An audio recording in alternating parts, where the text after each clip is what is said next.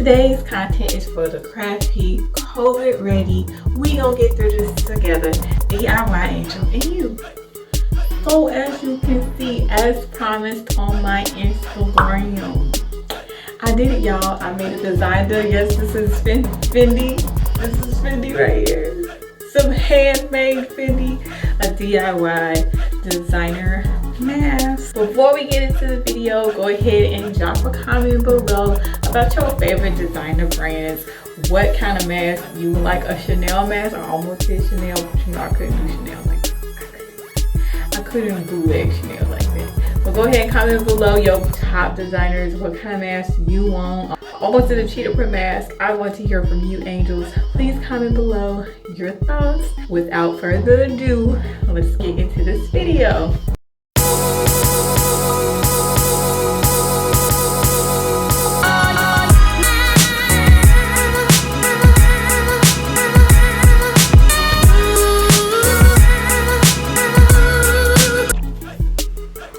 Okay, angels, I'm going to start by freehanding my pattern for both sides of the mask. I am going to be freehanding it and adjusting the pattern because I do not have a working printer at the time to get anyone's pattern, and all the libraries are closed, so trial and error it is. But I will give you all a link to the video where I got the shape inspiration for this mask from. I'll put that link below for you all. There's a PDF you can print off and then adjust it from there. For the fabric, I went with some old Aeropostale jeans that I had from like high school, I believe. For this look, I then like cut where there is the most material, and that's right under the pocket in the thigh area.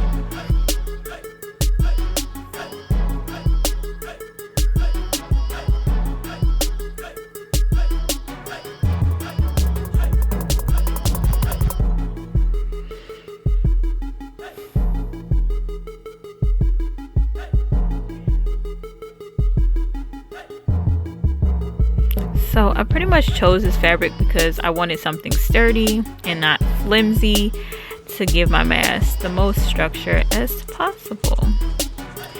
So once I have a good piece of that fabric cut out, I go ahead and lay my pattern down and pin it down. And as you can see, I did add a seam allowance of 1 centimeter to the initial drawing that I drew and sized to my liking. So for the next part, which is like actually adding the designer touch, I'm going to be using the Tulip fabric paint, in Ebony Matte. And I basically used the same tracing paper that I used for my pattern to apply these F's. I just like cut out a F, the best F I could get, and painted it in. Eventually I used tape to like keep the F in place, and then add the paint as I went. It was very tedious, as you can probably tell at this point. And the paper that I was using was not really the best because it was thin. If you have like some stock paper or something much thicker, that may be a better choice for you, because I was struggling. But I think it turned out pretty good for my first time trying to make a designer like bootleg. Okay, so the paint says apply 2 coats, so I'll go in for my second coat and I'm satisfied.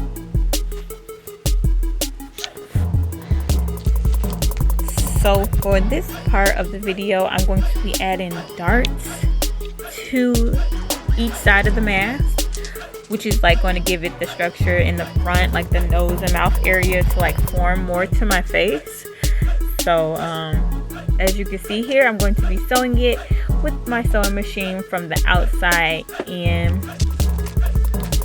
And even though I'm drawing the darts onto the fabric, I did cut it out of the pattern. Make sure you don't cut your fabric because you want it to like have that structure, so you need that extra piece.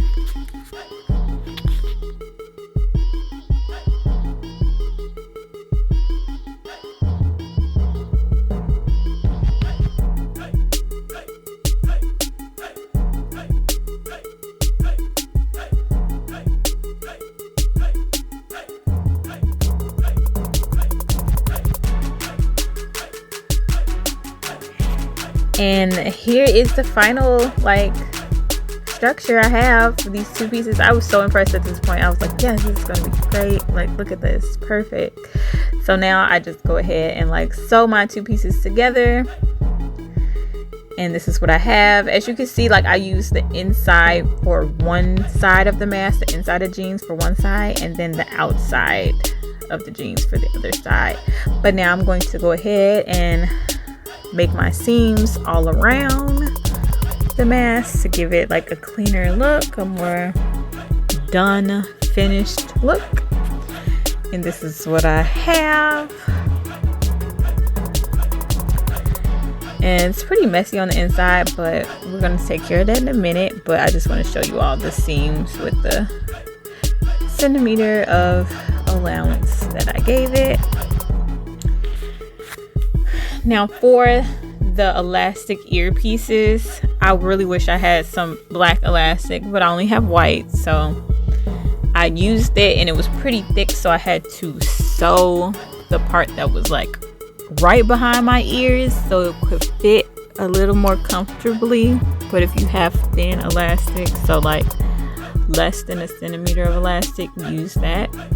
But another option is to put it around your head versus around your ears. This is a mask I made for my dad, and I applied the elastic with some Velcro, and it was just a different option, you know, for you all to explore.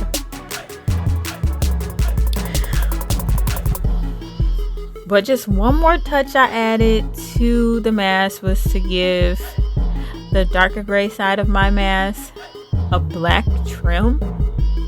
All the FENDI masks I saw on Pinterest had like a black trim. Now I didn't want to do it on the side with the letters already on there because I felt like it would have been too mushed up with the letters mashed up or whatever. And yeah, I thought that one side would just give it like a nice little touch, and I ended up liking it after I was done. So the final step here, angels, we are almost done. At this point, I was like tired of sewing, so I pull out my glue gun, my handy dandy glue gun, and I glue a pocket for the inside of the mask to give it like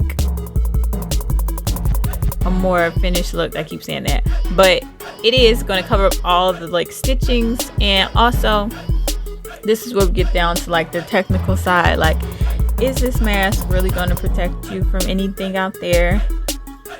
Potentially, yes. Okay, for me, I'm pretty much going to be wearing my mask as a respectful thing, as I don't want to be in anyone's area speaking and like making them uncomfortable in public. So because it is something the CDC has now advised people to do, I am going to do it because it cannot hurt me in any way to just cover my mouth and make sure I am not spreading unknowingly a disease. So I'll be wearing the mask. But if you are concerned about like catching coronavirus and you want to really protect yourself and you want to get as close to N95 as you can, I would suggest inserting things into this pocket. I will be leaving the top part of this black piece of fabric open, so if I ever like feel the need to, I will insert like something in there. I read an article that said like a vacuum cleaner bag can give you a type of filtration that is like better than like cloth because it's breathable, but it is like a filter, of course. I saw people using furnace filters. So there you have it. I want to thank you. Honestly, I probably won't put anything in it. I really think these two pieces of cloth is enough for me because I can barely talk as it is with these two. So yeah, but I just wanted to show you all the design for protecting yourself. If you're interested in stuffing your mask for other things, do that. Just don't use anything that you can't breathe through, like a maxi pad or a plastic bag. That would just be forcing you to breathe from around your mask, which is defeating the purpose. Air is not going through your mask, it's going from the sides. And that's pretty much it, y'all. So DIY at your own risk. I hope you all enjoyed this. And yeah, thanks for watching.